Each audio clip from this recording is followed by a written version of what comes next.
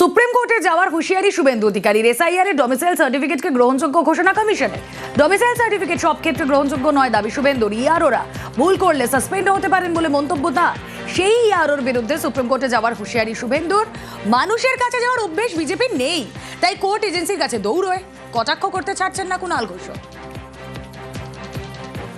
1999 সালের যে অ্যাক্ট তাতে বলা হয়েছে খুব সিলেক্টিভ ক্ষেত্রে এই domicile certificate acceptable, not for all. এবং এটা যদি ইয়ারোরা এইটা দেখে করেন, সেই ইয়ারোরা সাসপেন্ডও হতে পারেন, তাদের বিরুদ্ধে এফআইআরও করার প্রভিশন আছে।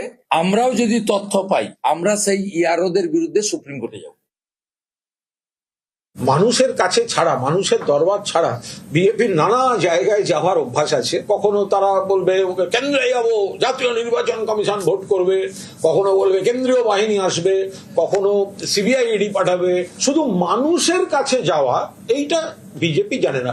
ফলে শুভেন্দু বাবুরা কখনো বলবেন অমুক কোর্টে যাচ্ছি, অধিকার আছে, যাবেন।